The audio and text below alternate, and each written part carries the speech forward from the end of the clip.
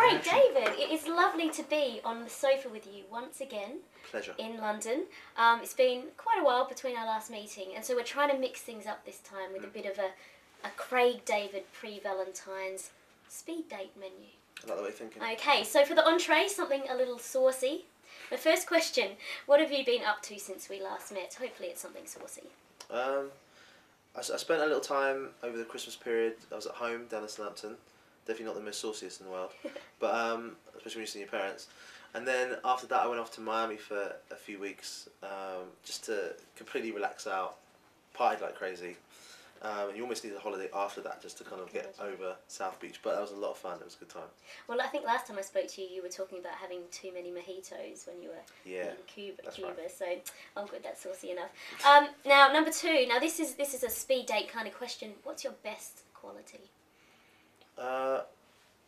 I'm a good listener, but I can talk my fair share as well. So it's like good conversation. I can definitely hold a conversation well with someone and try and bring out things about them if they feel they're a bit shy. I like to try and make them have a bit feel that they've got a bit more confidence. Perfect mix. What's your worst quality? I talk too much. So therefore, when you try and achieve the earlier question, the problem is they try to speak, but they can't get through because you're speaking too much, and that's when it goes a little wrong. So. Well, as we said before, as long as you're speaking interesting stuff, it doesn't really matter. Coming up to Valentine's Day, there's not much time left. No time at all. What's the most romantic thing you've ever done for another person? Well, I did a whole thing where I lined like staying in this hotel, and I lined like all the passageway with like candles and petals, and it was all good. And there's timing it so that the chef would come up, but the waiter would come up with the room service, and the food would be like all planned out perfectly. And it was all good until when I did sort of try to position all the candles down, that I then spilt like the candle wax onto the petals caught fire, and then it was sort of like trying to put out them, trying to wipe off the candle stuff now that it all kind of dried up on the floor. It just all started to go wrong. The guy comes half an hour late with the food.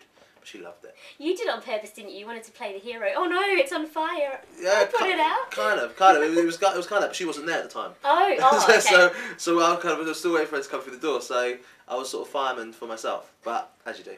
That's really romantic. Do you have a celebrity crush?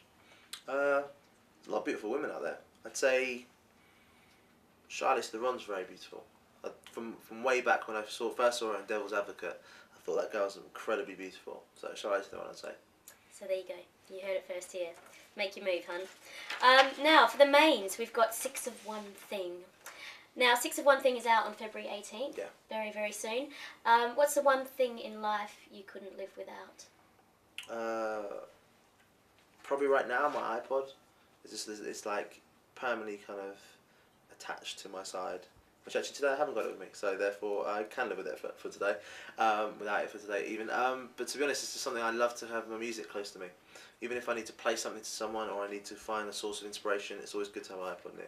What tune's at the top of it at the moment?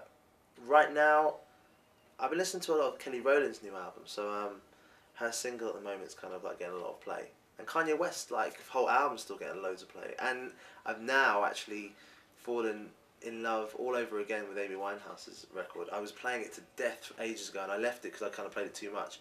And then now slowly but surely getting back into it again. I just think it's an incredible record. All fantastic music. It's all bum shaking music. Fill me in on what the tune's about. 6 of One Thing is about never quite understanding how a woman's mind really works. I think a guy always tries to kind of think he knows a girl, and then she'll throw him completely off the track and path. So it was the whole expression of 6 of one thing, half a dozen of another. And I still yet haven't found out how it really goes down, but you know what? Can't live with them, can't live without them. You never will, darling. Absolutely, and I think it's something that men just will never understand. Absolutely not, you know that. But that's good. I think that, you'd be troubled if you did.